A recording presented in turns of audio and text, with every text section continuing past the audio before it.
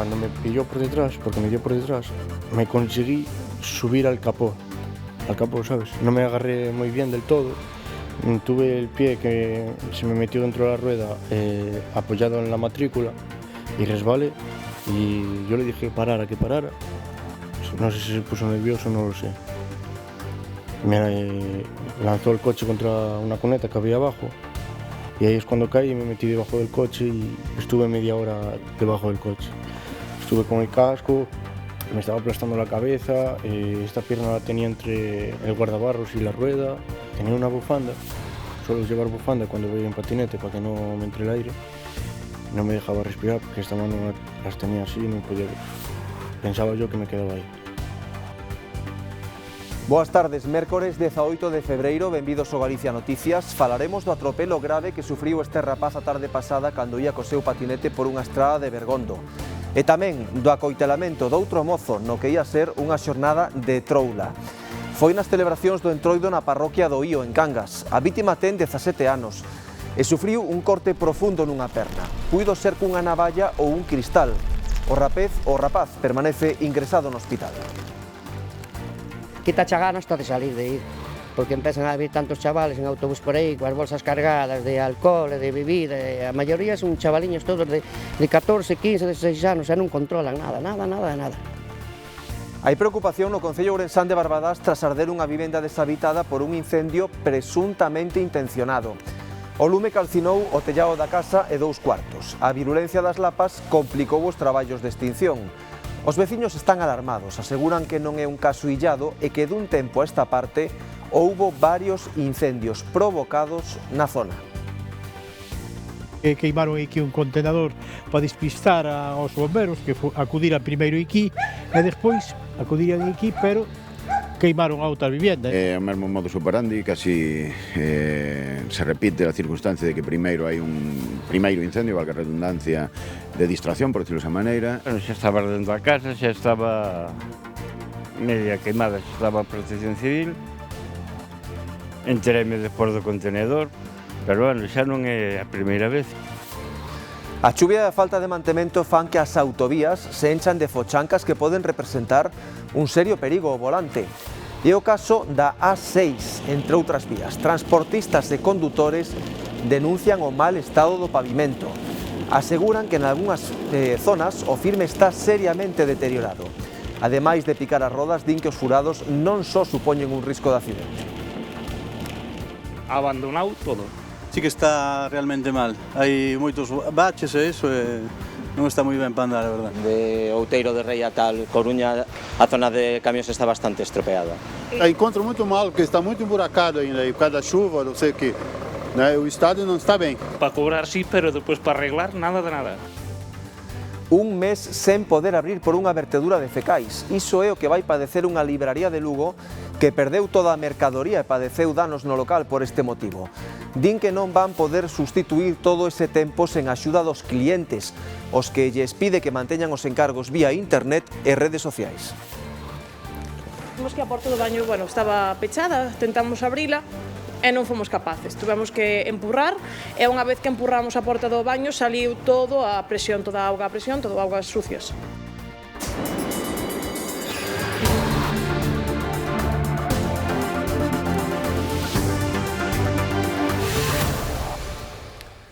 Loito no sector do mar, morre un mariñeiro de Cangas polo golpe dun cable cando pescaba no buque Manuel Nores, da armadora do Villa de Pitanxo.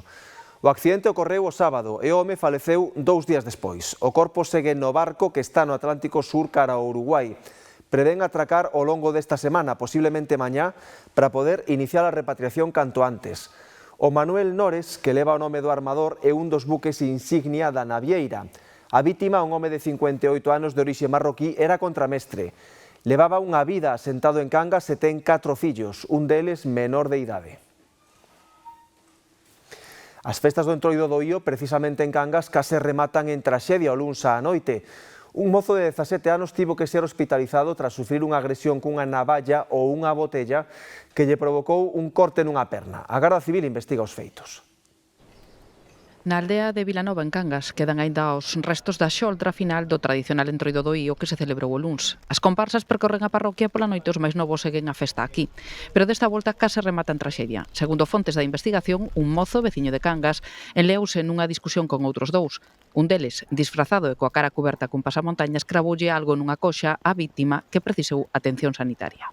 Todos os anos se inunda isto de chavalería, non sei onde veño, pero bueno, isto aquí é un caos. E ás 11 deusme por subir hasta aquí porque eu sempre tranquei porque non me vayan para baixo, senón van a facer porquerías aí abaixo e todo. E cheguei que arriba estaba a ambulancia aí, a ambulancia, un montón de xente, e estuveron aí atendendo xa, pero depois máis para lá xa non fun. Por lo visto sí, non? Que apareceu unha xente tapada coa cara e con coitelo na man e que lle apuñalaron a perna e escaparon. Mais ou menos foi o que se rumoreou. O rapaz de 17 anos foi trasladado ao Hospital Álvaro Cunqueiro de Vigo, onde permanece ingresado, aínda que fora de perigo. Ata o lugar dos feitos desprazáronse a Policía Local de Cangas e a Garda Civil que leva a investigación. O suceso conmoveu os veciños da zona. Láianse de que a festa está desvirtuándose, perdendo a esencia para converterse nun botellón multitudinario. Isto cada ano é pior. Porque as tradicións que tiñamos que eran as tradicións sanas a todo de hora, con tanta vivida, con tanta movida desta, isto que desfan todo. Quitache a gana hasta de salir de ir, porque empezan a vir tantos chavales en autobús por aí, coas bolsas cargadas de alcohol e de bebida, e a maioría son chavaliños todos de 14, 15, 16 anos, e non controlan nada. Antes iban as da aldeas todas, cada un súa comparsa, e todo moi ben, moi organizado. Agora é horrible. É moita xente de fora, e non controlan, e nada. E aquí nada máis que a beber, e así, e despois fan cousas que non deben. Polo momento non foi identificado o autor da agresión e tampouco se localizou a arma utilizada. Os investigadores sospeitan que puido ser unha navalla ou unha botella rota. Preocupación entre os veciños de Barbadás por varios incendios supostamente provocados no barrio do Regueiro. Dende 2020 contabilizan polo menos 7. Acontecen sempre de madrugada e cun mesmo modus operandi, provocando antes outro incendio a xeito de distracción. O incendio deste colector, que afectou tamén a un coche, foi o primeiro sinal de aviso que recibiron os servizos de emerxencia na madrugada do martes. Queimaron aquí un contenedor para despistar aos bomberos que acudiran primeiro aquí e despois acudiran aquí, pero queimaron a outra vivenda. Chamámonos aquí o veciño, eran as 4:30, e, bueno, xa estaba ardendo a casa, xa estaba media queimada, xa estaba a Protección Civil. Enteréme despois do contenedor, pero, bueno, xa non é a primeira vez. Desta volta as lapas provocaron importantes danos nesta vivenda deshabitada situada no centro do barrio do Regueiro. Todo apunta a que se trata dun lume provocado. É o mesmo modus operandi, casi se repite a circunstancia de que primeiro hai un primeiro incendio, valga a redundancia, de distracción, por decirlo desa maneira, e despois un incendio nun inmueble deshabitado, no interior, son inmobles que teñen acceso fácil e escondido. O non ter suministro eléctrico, non haber actividade humana, evidentemente non con total certeza, pero sí que no 99% provocado. A pegada de outros lumes faise visible nunha casa a escasos metros da que agora, dende a pandemia, teñen registrado polo menos 7 incendios, 4 deles en vivendas. Varias casas, foi un coches, foron varios contenedores. Ora van pasar uns meses, despreocupámonos, pero de repente volvemos á mesma. Temos preocupación, vamos ter. Estábamos preocupados, e con isto de ayer, antes de ayer, moito máis. O momento só son daños materiais, pero bueno, pode que algún día prendan ou prenda nunha casa habitada e hai xente e hai unha desgracia maior.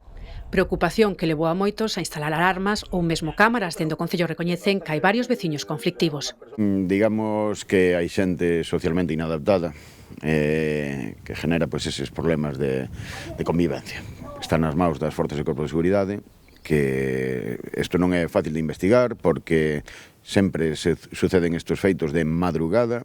Xa solicitaron ás forzas de seguridade que se incremente a vixilancia na zona.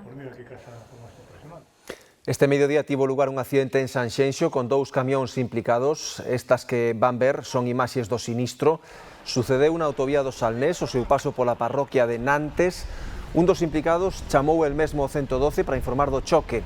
Explicou que o condutor do outro camión estaba ferido e quedara atrapado no seu vehículo. Un amplo dispositivo de emerxencias trasladouse ata o lugar. Os bombeiros sacaron o ferido do interior da cabina do camión e despois foi trasladado ao hospital. Na zona tamén se viu afectado o tráfico rodado. Houve un atropelo grave a un mozo que ia en patinete e neste caso non foi nunha vía urbana como poderíamos pensar, Nuño. Efectivamente, Raúl, foi nesta pista da parroquia de Lubre, no concello de Bergondo, onde ocorreu o incidente. Foi un rapaz que circulaba sobre o patinete eléctrico nesta dirección, quen foi alcanzado por un vehículo que circulaba atrás del e posteriormente o atropelou, deixando sepultado baixo o coche nesta cuneta que vedes á miña esquerda. Foi unha veciña quen se percatou do acontecido, quen deu aviso aos servizos de emerxencia. Entre eles acudiron a Garda Civil de Tráfico, os servizos de urxencias sanitarias, Protección Civil de Bergondo e os bombeiros de Betanzos, que foron os encargados durante máis dunha hora de traballar para liberar o afectado da cuneta. Posteriormente foi trasladado ao complexo hospitalario universitario da Coruña, onde recibiu atención ata hai unhas escasas horas cando recibiu a alta médica. La muñeca y toda la mano rota, tengo las piernas mazadas, me pusieron grapas en una de las piernas y el cuello me duele muchísimo, la cadera también. Así describía Juan as secuelas que lle deixou o accidente que sufriu onte cando circulaba no seu patinete eléctrico.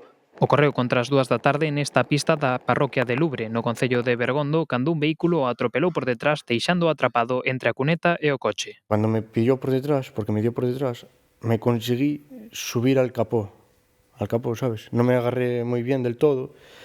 Tuve el pie que se me metió dentro de la rueda apoyado en la matrícula y resbalé. Y yo le dije que parara. No sé si se puso nervioso, no lo sé. Me lanzó el coche contra una cuneta que había abajo. Tenía una bufanda, suelo llevar bufanda cuando voy en patinete para que no me entre el aire. Y no me dejaba respirar porque esta mano las tenía así, no podía... Pensaba yo que me quedaba aí. Tras o incidente, unha veciña que se decatou do acontecido foi quen avisou aos servizos de emerxencias. Ata o lugar acudiron efectivos de urxencias sanitarias, Protección Civil, a Garda Civil de Tráfico e os bombeiros de Betanzos, que liberaron o afectado nunha intervención de máis dunha hora de duración. A intervención, que durou un pouco máis dunha hora, foi moi máis que complicada, laboriosa, debido á situación na que estaba a persoa debaixo do vehículo, tendo que ir levantando pouquiño a pouco, sin facerlle máis dano do que xa tiña, e por eso nos custou tanto tempo sacala. Unha vez foi liberado de debaixo do coche, Juan foi trasladado ao complexo hospitalario universitario da Coruña, onde quedou ingresado até recibir a alta hai escasas horas. Unha nova borrasca está a atravesar Galicia, xa perdemos a conta de cantos temporais levan pasado pola nosa comunidade nas últimas semanas. Din as previsións meteorolóxicas que o anticiclón está preto. Será certo que esta borrasca de Nove Pedro será a última antes da chegada do ansiado sol? De seguida o comprobamos aquí no Galicia Noticias. Estamos en pleno paso da borrasca Pedro con aviso laranxa no mar que comezou na costa coruñesa. Alejandro, parece que vas a ir volando e que se vai estender ao resto do litoral.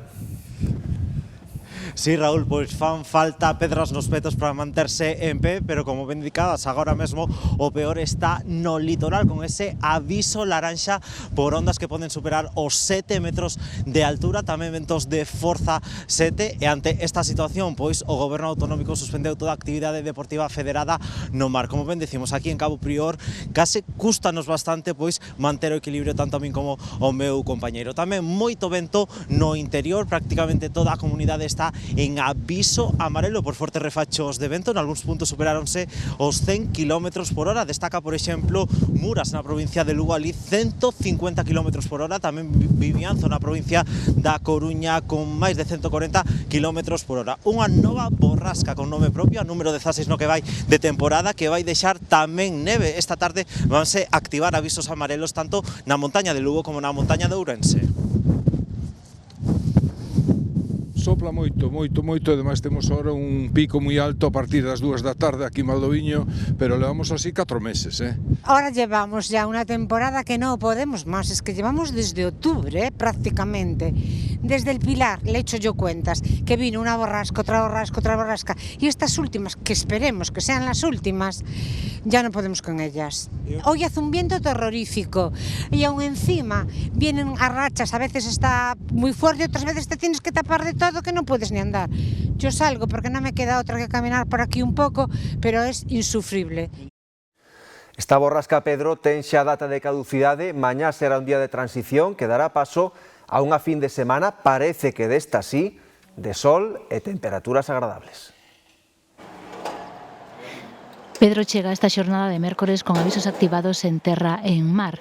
O paso dun sistema frontal asociado deixa hoxe moita auga acompañada de fortes refachos de vento, pero este episodio vai durar pouco, xa que a borrasca se move cara ao leste e imos perder a súa influencia a medida que vayan pasando as horas. Agardamos xa mañá unha xornada de influencia anticiclónica en Galicia, un anticiclón que vai retirando toda esa inestabilidade, así que, bueno, pues amenceremos con ceos nubrados, con algúns chubascos, pero a tendencia é a quedar xa con tempo seco co avance da tarde. Por lo tanto, eses avisos en terra xa se desactivan esta mesma noite, os avisos de mar iránse desactivando co avance da xornada de mañá. Así que de cara aos vindeiros días temos que falar dun gran contraste. Pasaremos do paraugas a unhas xornadas solleiras con máximas que para a fin de semana poderían superar os 20 graus de temperatura en zonas do interior.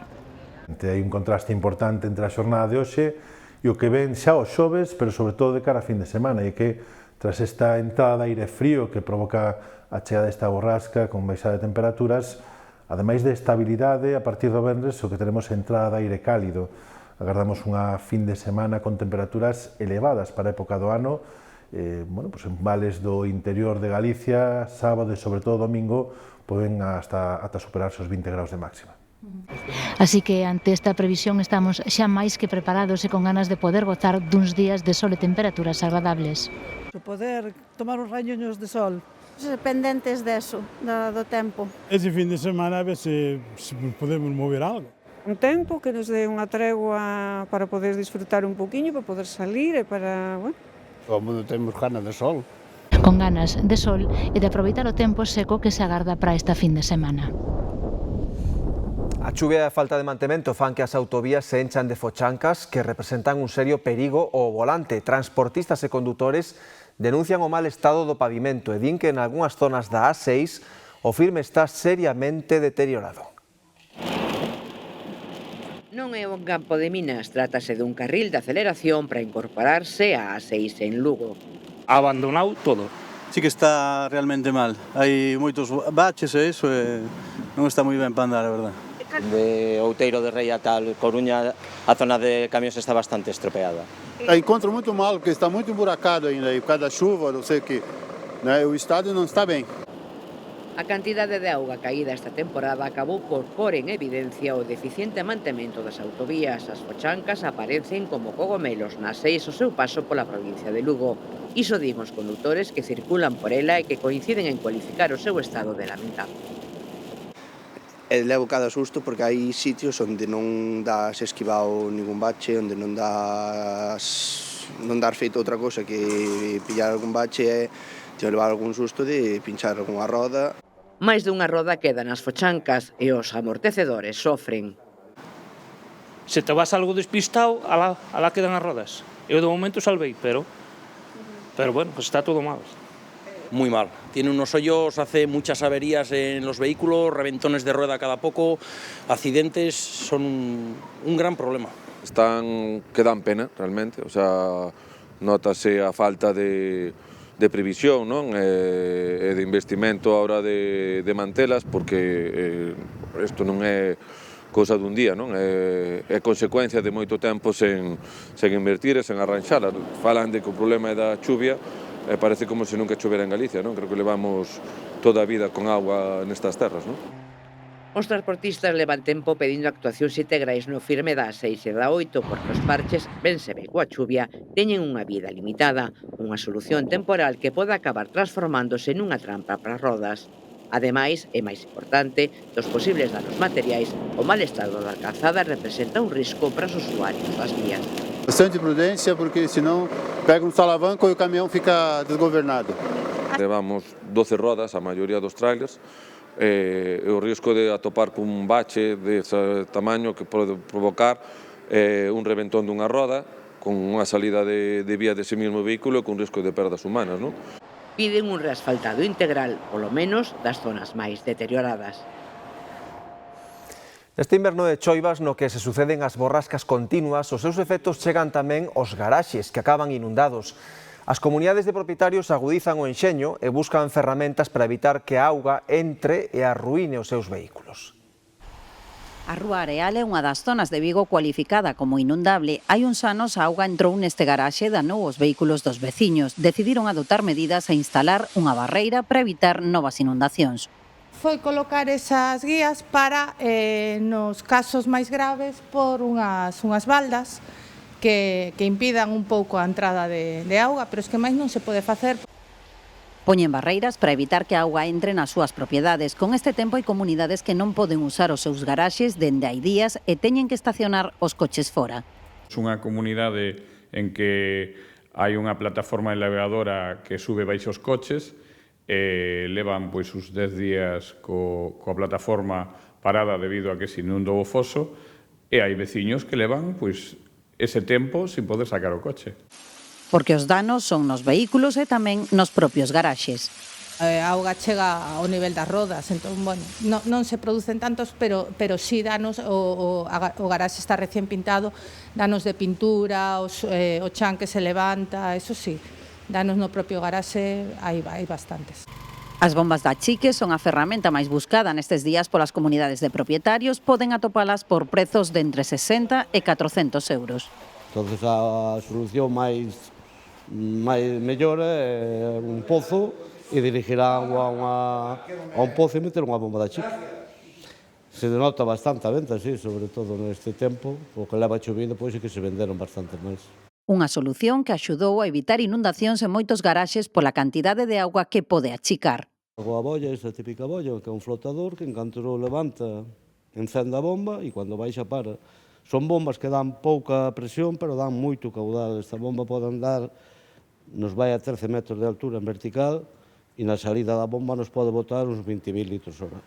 Barreiras e remedios que enxeñen os veciños para evitar que a auga nestas zonas inundables estrague as súas propiedades. A vaga de roubos en locais hostaleiros de Ferrolterra suma 2 novos asaltos. Os ladróns entraron de madrugada nunha cafetería de Fene e noutra de Ferrol. Nos dous casos romperon os cristais e foron directos ás máquinas comecartos, pero desta volta as alarmas frustraron os asaltantes que saíron correndo sen levar un peso. A preocupación esténdese entre os hostaleiros de Ferrolterra, porque os asaltos non cesan. Os últimos sucederon na madrugada do martes.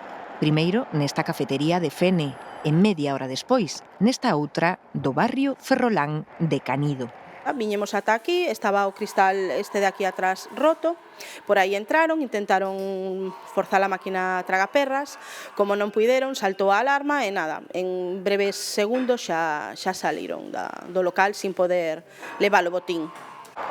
Actuaron en cousa de segundos nas dúas cafeterías, entraron polos buratos que fixeran, foron directos á recadación da Comecartos e ao escoitar as alarmas e comprobar que as máquinas estaban blindadas, escaparon á carreira. A ver, inda que non che leven ningún, o sea, que non che causen daños económicos, por decirlo de alguna maneira, sí que o disgusto, no noso caso, temos a sorte de que temos alarma, como che comento, pero a mellor outros hosteleiros que non teñan alarma, pois sí que lles poden causar máis destrozos pois na máquina, o sea, na máquina do tabaco ou incluso na registradora ou no TPV. Hai unhas semanas, outro hostaleiro da zona era vítima dun asalto prácticamente igual, só que a él si lle levaron 1.500 euros. E antes que a él, xa lle entraran a outros compañeiros. A gente del gremio que estamos y dicho que sí, que hay muchos locales que están abriendo. El otro fue la semana pasada que fue en el Rich. Sí, hay varios. Deben ser lo mismo, porque gente que ya está preparada para eso, saben, gente que sabe. Malia que os roubos desta semana quedaron en tentativa, os donos puxeron denunciante á Policía Nacional. Porque levaron un bo susto, porque tiveron danos materiais e porque agardan que os deteñan antes de que a onda siga medrando. Novo golpe do narcotráfico no Porto de Vigo e podemos dicir que cun guión xa coñecido. A cocaína viña oculta nun colector procedente de Ecuador e os encargados de recollela eran albaneses. Son as organizacións que se están facendo co liderado no mundo do tráfico de drogas. Hai 2 detidos e 80 kilos de cocaína intervidos. Entraron no porto con nocturnidade e aleivosía. O obxectivo é recuperar as bolsas de cocaína dun colector que viña marcado. Non contaban con compañía, pero colléronos, como se di, coas más na masa.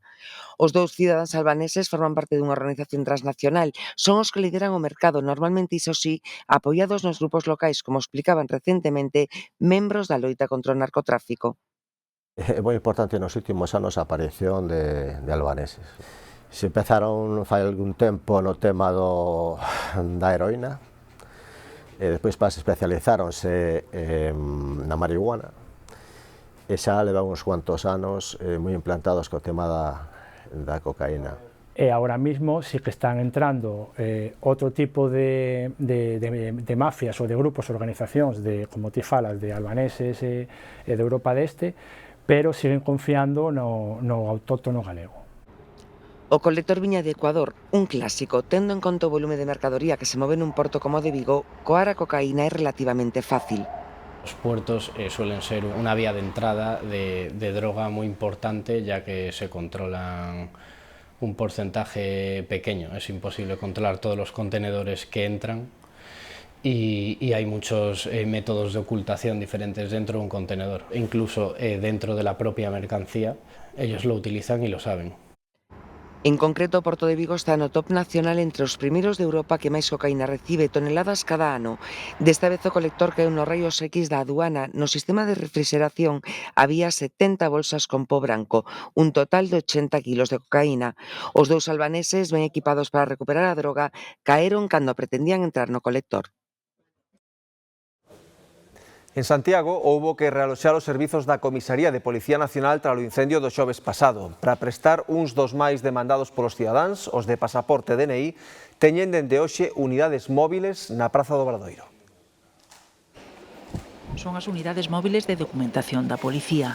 Estreáronas na primavera pasada para dar servizo a concellos en comisaría. E agora Santiago quedou sen ela. Para esta situación non contábamos usalas. O outro día houve unha desgracia material, a Dios gracias que non foi personal, que eso pode ocurrir en calquera institución, e entonces, se usaron de emergencia. Benditas unidades móviles, sí, benditas, porque despois de todo o lío que houve e de todos os problemas que estamos tendo, foi un beneficio telas e poder utilizalas, porque senón tendríamos que derivar a toda a xente a outras comisarías. Así que aquí fan agora os pasaportes e DNI da área de Santiago. Levo trámite feito. Estaba un pouco desconfiada por si cancelaban isto por o incendio. Hai un posto da Policía Nacional e xa nos dixeron que era aquí, entonces xa viñemos a tiro fijo. Polo que vexo vai ben, quero dicir, entra xente, sai rápido, os trámites de normalmente. Teñen en axenda 4 citas cada 12 minutos, unhas 180 ao día e prevén reforzos. Empezamos con 2, nos deixaron esta furgoneta que creo que é da unidade Ferrol, mañán creo que ven outra de Coruña, seríamos 6, esta furgoneta funciona mañán e tarde e intentamos facer a maioría do que se pode facer. Atenden tamén as urxencias justificadas e pro resto piden colaboración. Procuramos facer urgencias, o que lle pedimos a xente, se pode, a xente que ten pedida a cita para Santiago ou que quere ver a Santiago, que por favor o pidan en outros sitios, porque isto desbórdase.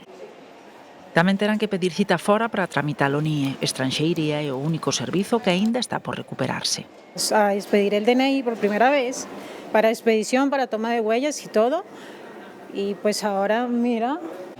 Dende a comisaría atribúe un atraso a un problema co sistema informático. Con todo, nas oficinas provisionais xa fan trámites relacionados co asilo e o resto do negociado de estranxeiría estáse derivando á Coruña. A comisaría segue desaloxada e pechada tras o incendio e os bombeiros manteñen a vixilancia na zona. Con pena, despois de tantos días de troula, hoxe despídese o entroido na meirande parte da provincia de Ourense, co enterro da Sardiña. Contra as 8 da tarde haberá desfile fúnebre en Barbadás, Ourense e Allariz. Viúvas, bispos, cregos, charangas, todos chorando a fin. Con todo, pros que aínda lles queden folgos e ganas de festa, os disfraces volven este sábado de Piñata a Celanova. O mesmo día queimase o Meco en Maceda, este domingo é domingo de Piñata en Xinzo. Os últimos en despedir o Entroido serán os Zamarucos de Cortegada o 28 de febreiro. De seguida lles falamos dos últimos coletazos desta festa, con parada no concello pontevedrés de Salceda. Atopan un arroaz morto varado nas marismas da Lanzada, na zona comprendida no ecosistema da zona húmida costeira do Grove. Trátase dunha femia identificada, presente na ría da Arousa dende había días, pero non das habituais. A autopsia será a que determina as causas da morte. Segundo biólogos da zona, visualmente o seu estado de saúde era bo.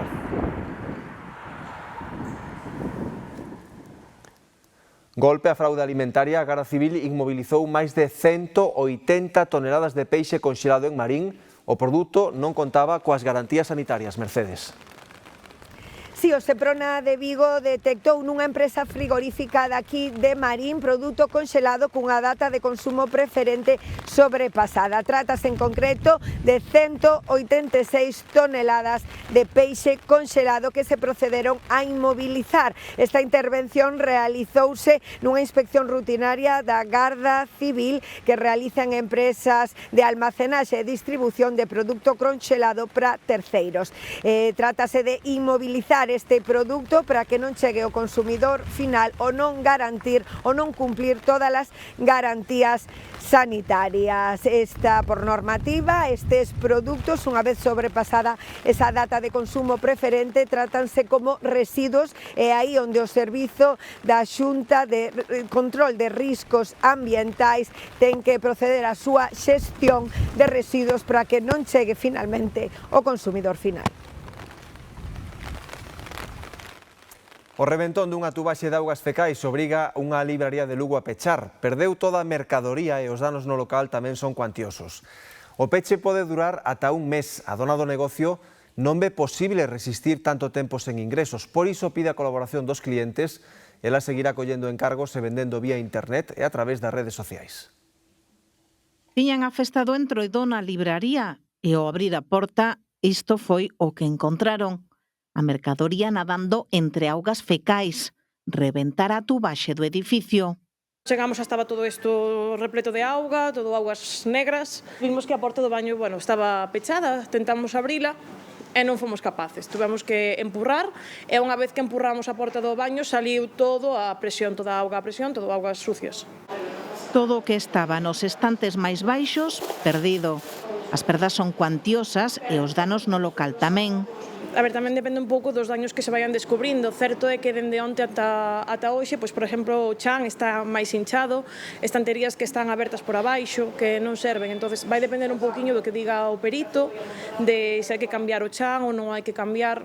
A libraría desenvolve unha ampla programación cultural que tiveron que cancelar. O venres había unha presentación de autor, o luns temos o clube de lectura multitema que estamos levando a cabo e contaríamos que a presenza da Arancha Portavales e non sabemos se vai poder ser viable. Estamos tendo alrededor de 30-35 nenos en cada actividade que facemos e pois ao final as familias veñen, mercan o conto que conto, algún que eu recomendo, porque aparte de conta son mestra, entón como que un peixe que morde a cola que nos leva a poder ter máis vendas. Os técnicos din que o peche podería prolongarse máis dun mes. Rosa non cree que poda resistir tanto tempo sen ingresos e pide a colaboración dos clientes. Es que viñeron por aquí porque hai mercancía que non está dañada, que nos interesa, aparte de vendela, pois para poder conseguir €1, porque ao final eu gano do tempo que estou aberta. Sacar a mercancía tamén, porque hai que valeirar isto, entón tamén é menos mercancía que temos que mover e ao final, pois, cada un que compre unha cousiña é algo que axudas un montón. As vendas tamén se farán por encargo e en liña. Máis de 130 anos enfrontados polo Entroido. É a historia dos barrios da Feira e de Castro Barreiro en Salceda que compiten por organizar a mellor comparsa e as coplas máis irónicas. Este martes saíron á rúa nun dos entroidos máis curiosos da provincia de Pontevedra onde participan milleiros de veciños. Un entroido máis, os veciños do barrio de A Feira e os de Castro Barreiro saíron á rúa en Salceda de Caselas para competir.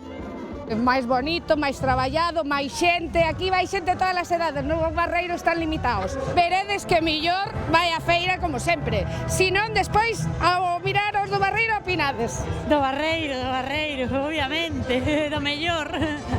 Porén, a súa é unha batalla sen armas, e só cargada de vistosidade, de ironía e de bo humor, unha batalla que reforza o vínculo entre os veciños e o sentimento polo seu entroido centenario. Unha tradición que pasa de avós, bisavós, de nais, fillos, eu teño os meus pequenos, unha ilusión, unha emoción e buf! A verdade é que temos moi boa relación todos, xuntarnos para facer isto, creo que nos gusta a todos, é unha maravilla. Familias enteiras están hoxe aquí desfilando, todo o barrio involucrado, cosendo, facendo carroza, pintando e despois su pique, a ver, que é un pique sano. Un entroido no que comeza a falarse de espionaxe e que por segundo ano consecutivo os dous barrios coincidiron na temática elixida. Hicimos da obra en xeral de Gaudí, de Antonio Gaudí. Non houve nada de espionaxe, absolutamente nada, pero volvemos a coincidir. Que é Gaudí, o sea, a súa historia, todo o que representa. A temática deste ano é de Gaudí e todas as súas obras, e sobre todo o modernismo catalán. As casualidades da vida, é o que ten. Representamos a Gaudí, o Parque Güell, bueno, pois nos vamos da lagartija que como vedes, moi traballado, moi original, e que este ano volvemos a coincidir, o ano pasado tamén, e este ano tamén, outra vez. Non sei, algo infiltrado habrá por aí que nos está facendo unha puñeta, pero bueno. En Salceda de Caselas non hai derrotados nin vencidos, é un entroido único en Galicia que ninguén debería perder. Cos últimos coletazos do entroido marchamos, quedan xa con Marta de Arriba do Telexornal. Grazas pola compaña e moi boas tardes.